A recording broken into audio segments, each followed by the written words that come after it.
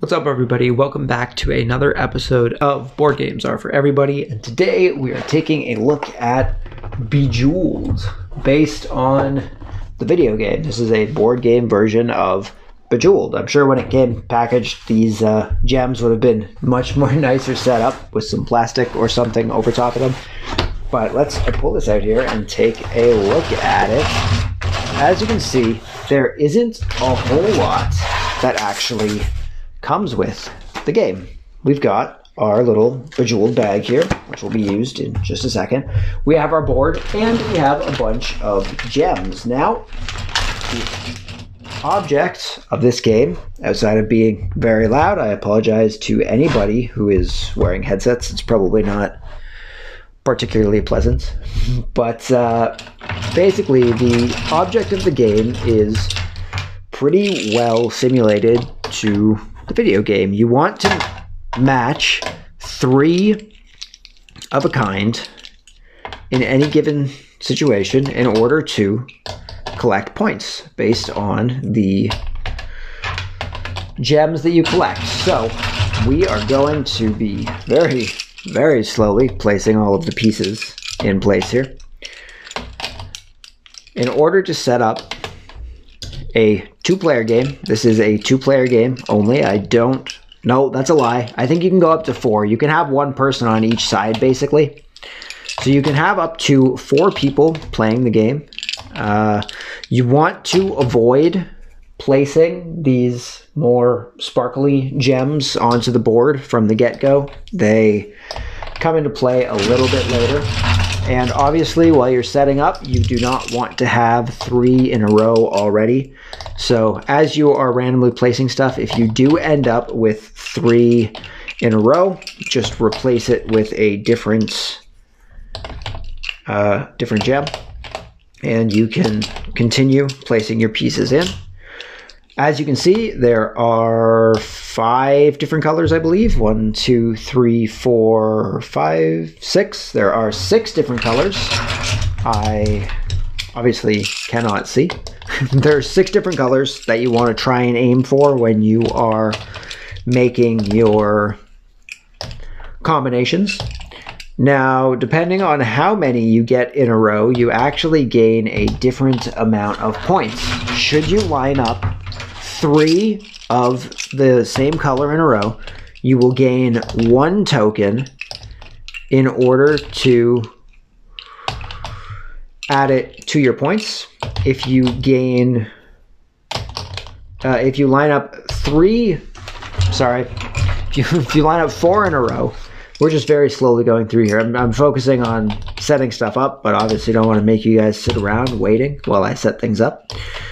If you set up 4 in a row, then you gain 2 tokens. And if you set up 5 in a row, you gain 3 tokens of the corresponding color. If you ever... Well, I'll explain that in a sec when we actually get them on. But those are the basics for the points. You are basically collecting tokens in representations of each of the colors in order to try and get a set of 3 before your opponents. So now that we have our board set up here, the rest of the gems that we have left all get placed inside this bag, including all of our extra sparkly gems.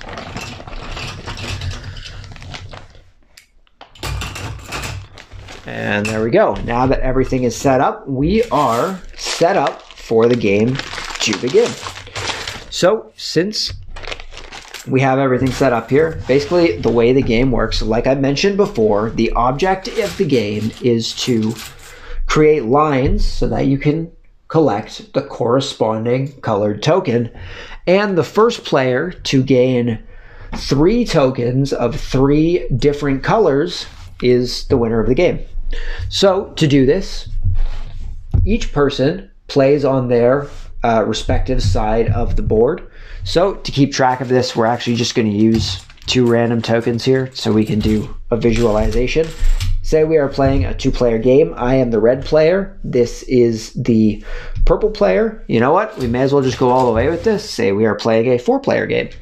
I'm red. The player to my right is purple. The player to my left is green. And the player opposite to me is orange. So if I were to start first, I would be looking on the board in order to find whatever my best option is for creating a pair.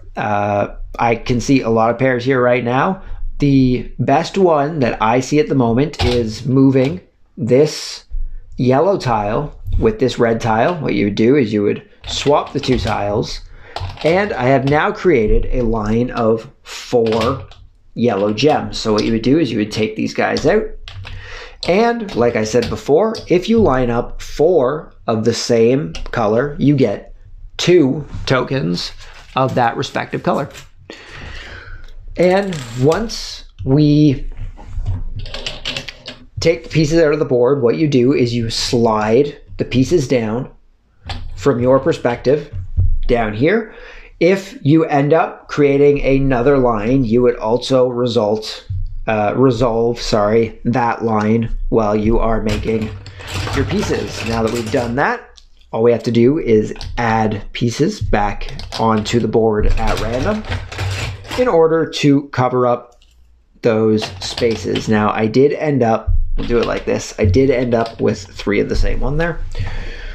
And these pieces get placed back in the bag so that the next player can use them when they start going. So say play plays to the right, the purple player would be the next player who gets to go, and they would be looking at stuff from their perspective. Now, just to show it as an example, I don't know what the best play currently is, but say they noticed right here that they can move this purple piece in order to create this set of 3, and like I said before, a set of 3 results in you gaining 1 token, but because they also used one of the gems with the sparkles in it, they actually gain a total of 2 tokens of that color.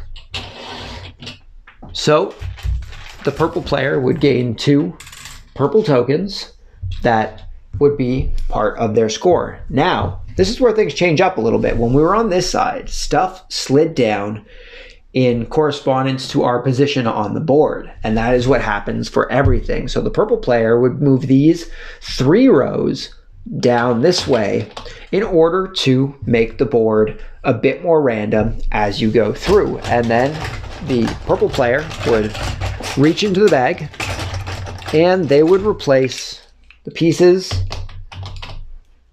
with brand new pieces. And then play continues like this all the way around the board until one player obtains 3 sets of 3 and they win the game. Typically when we play, we just try and get 3 sets of every color, and that's when we end the game. But if you want to play a bit of a shorter game, the standard is just getting 3 sets of 3 different colors. I should say 1 set of 3 different colors. 3 tokens of 3 different colors is the way that you would want to do it. So if we were to pass on to orange, what they would probably do is they would want to grab, say, this green over here, because once again, we have a sparkly gem over here, and it would allow them to gain 2 green tokens to add to their collection. And then they would move these guys down this way, and they would replace with 3 brand new tiles here. Now, just to show this as an example, when we moved this down, say these 2 here were swapped, and when the orange player moved this down, you'll notice they actually created another row of the red tiles here. And this would just resolve as a regular setup. So what would happen is they would gain the 2 green tokens, and they would also gain 1 red token, and then all of these would be pushed all the way down. And like we did before, we would just replace all of these tiles, and then we would continue on our way to the next player. Oh, let's just switch this up here. These guys go into the bag, and then our final player, the green player, let's say they decide to move. Trying to see if there's actually a pretty decent move here somewhere, though I am not catching one right off. I didn't realize that this white was currently here. I'm just gonna move that, don't worry about that. Let's say they decide to just go for this blue here. They get this matching of 3, and they would gain 1 blue token. They would push everything down this way, see if they have any new sets, which they do not, and then they would replace it with 3 tokens from the pile, and we would be back to the red player. And that is more or less how Bejeweled works. You just go around. The board constantly stays random, especially if you're playing with 4 people pushing the board in all sorts of different directions. Things really get mixed up pretty good. And the first player to get 3 tokens of 3 different colors is the winner of the game. We play this game every now and then if we want something a little lighter to play, if we aren't trying to use too much brain power. There is definitely still the possibility that you're going to try and overthink your moves, trying to look ahead in order to see where pieces are going to be falling, and if you can make combos to get even more tokens is definitely something you can do. I don't think it's something we do often. We try and just mostly look at what is being played in each row, and if we happen to get additional tokens, that is awesome. But it is definitely a game with a very easy entry level, and if you have the skill to be able to see those combos, then it can have a pretty high skill ceiling as well, I suppose.